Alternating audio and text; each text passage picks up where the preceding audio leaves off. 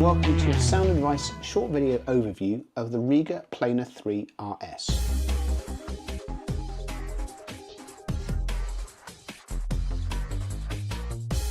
First of all, the Planar 3 is not new, far from it. It's been in production for decades.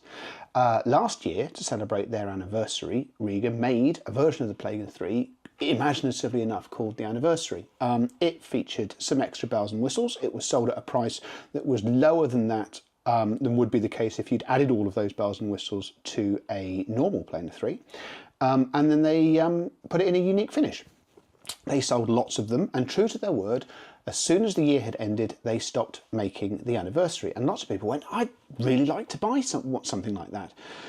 But rather than simply put the Anniversary back into production, Rega said, well, let's do something a little bit different. And this is what has resulted. The RS looks like a Planar 3, and that's no bad thing. I genuinely maintain this is one of the most perfectly proportioned pieces of audio equipment that you can buy at any price, and they haven't messed around with any of this golden ratio of dimensions. What they have done is change the plinth. It looks the same as a normal Planar 3 plinth, but it's not. Unique to the Planar 3 RS is that the plinth is covered in an aluminium version of Rega's High Pressure Laminate, which is intended to make the plinth as stiff as possible, which is vital in Rega terms. The further you go up the tree, the stiffer their turntables get. This plinth on its own costs 3 times as much as the equivalent plinth assembly on a standard Planar 3. The standard and iconic glass platter is retained, as is the RB330 arm. However, at the end of the RB330 arm is another change. This is the new Nd5 moving magnet cartridge. The standard Planar 3 is available with the Nd3, the lower model, so this is a step up, and it's a very, very nice cartridge in its own right.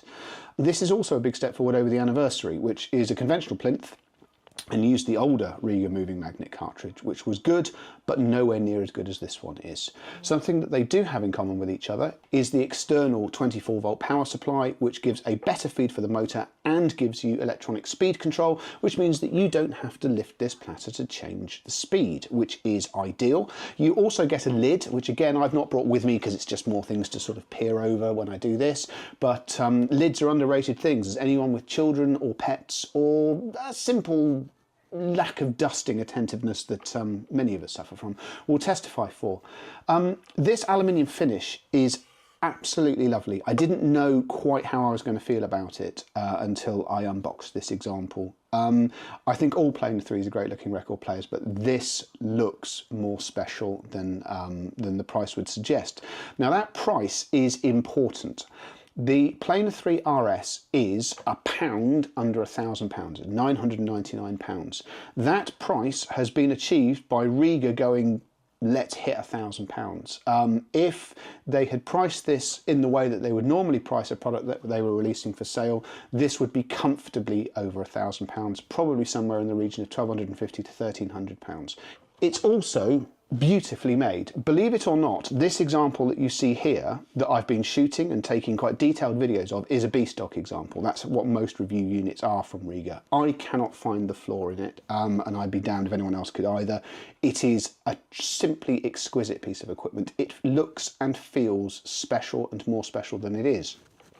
All this is window dressing, of course, because it's how it sounds that matters, and the news is extremely good here. I like all Planar 3s. It's a sort of old adage that it's the point in terms of vinyl replay where you can stop making excuses and going, oh, I like it because it's sort of analog and nice, and going, this is a genuine piece of hi-fi. This is a genuine piece of hi-fi with bells on. I'm painfully aware that in a not too distant Sound-Advice video, I went and called the project's debut Evo 2 the best turntable you can buy under £1,000. I would venture so far as to say that it's probably the best pound for pound turntable I've tested under £1,000. Now, because it is still a bit cheaper than the Rega, I'm comfortable without sort of doing a complete 180 degrees on this, but this is better than the project, and it is, albeit by £1, under £1,000. This is sensational value for money. It does all of the things I expect a planar to do. It's fast, it's engaging, it will find the time signature in any piece of music that you play and just latch onto it, engage you. It's a presentation, and it's something that really just engages and gets you emotively engaged in what you're listening to, but there's more space, there's much more authority at the low end, and this cartridge is altogether more forgiving than Rega moving magnet designs of old. So even when you're playing less than stellar pressings, it will still sound pretty stellar. This is a proper response to the project, and if you are in the happy position of shopping for a record player at or about this price point, you just need to listen to both and see which one you prefer, because they both make a very compelling argument to get your hard-earned cash. Were it me and I genuinely had £1,000 to spend, I'd probably, just if nothing else because of how beautiful I find this product, I'd fall on the side of the Rega, but I would understand if you choose the project. The only logical thing I can do as a reviewer for Sound-Advice is to award it an exceptional badge in the same way that I awarded the project, because both of these turntables are phenomenal and representative of just how good analog replay under £1,000 is at the moment. I hope you've enjoyed this video. Do like and subscribe to the channel if you're looking for more content of this nature, and thank you very much for watching.